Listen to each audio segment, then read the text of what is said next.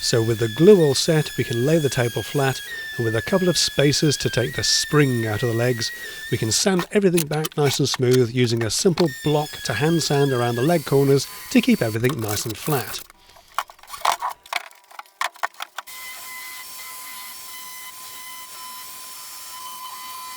After a quick vacuum, I can begin filling around all the glue lines. Whether they look like they need it or not, they all get filled, then sanded.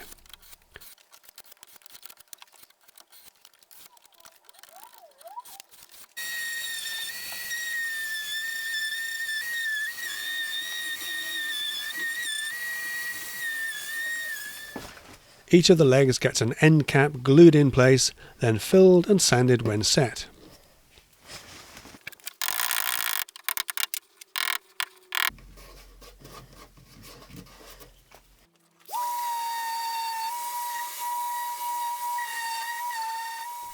So one of the many little niggles of small workshop working, of course, is that you have to have these multi-purpose benches, which means because they were all put together a long time ago, none of them are really genuinely, truly flat. I don't have a properly flat assembly table, which is a bit of a nuisance.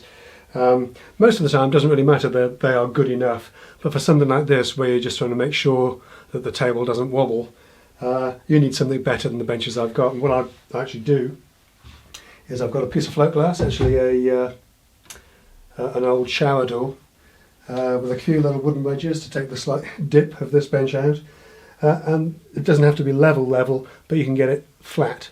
So yeah, it works pretty well, and we can use that to make sure that the table is pretty true. It's looking like it's pretty good now, but we'll get it on here and we'll see for sure.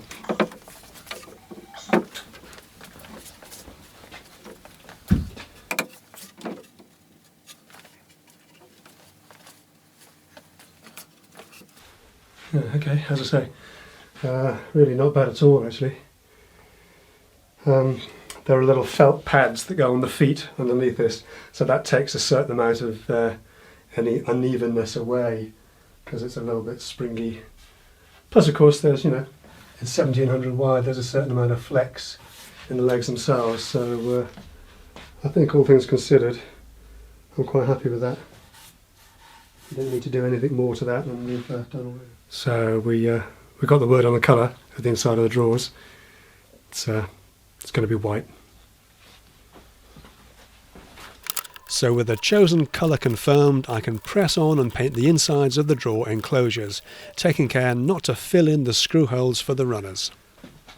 Okay, so the inside of the drawer enclosures, the drawer carcasses, have all been painted. It's had 3 coats of eggshell paint on those.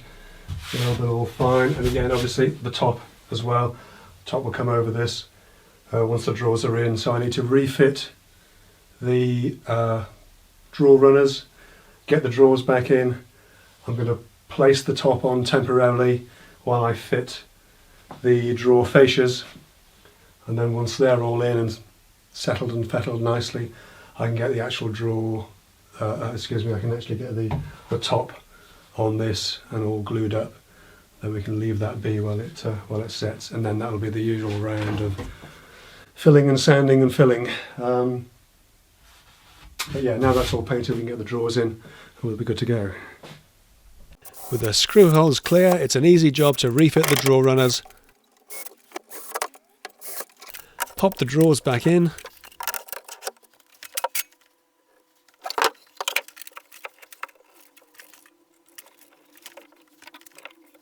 Then mark and cut the fascias.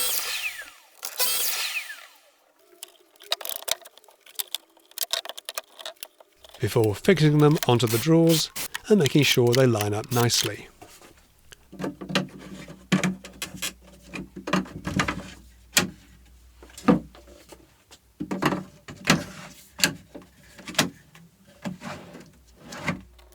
With the drawers removed, we can finally fix the top in place, once again applying plenty of glue, dominoes and clamps.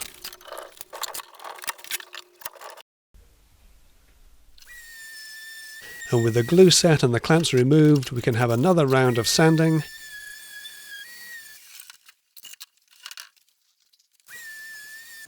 Then another session with the 2-pack resin filler.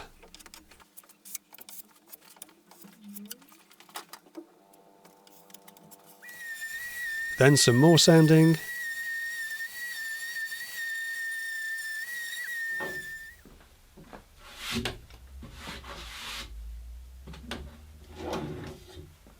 And finally we can refit the drawers and admire the smoothness of those soft close runners.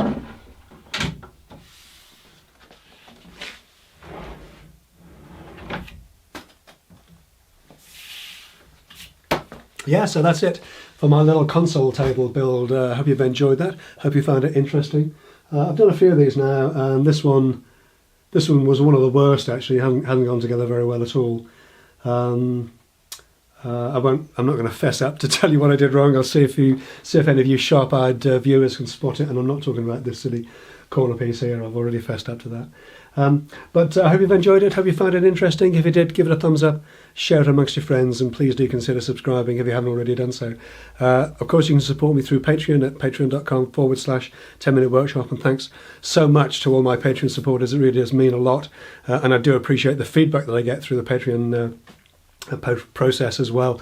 It's very worthwhile for me. But for the workshop this week, that's it. I just need to package this up now for it to be taken away to the spray shop, and that'll be the end of my involvement in it. So I'll get on with that, and I look forward to seeing you next time. Take care.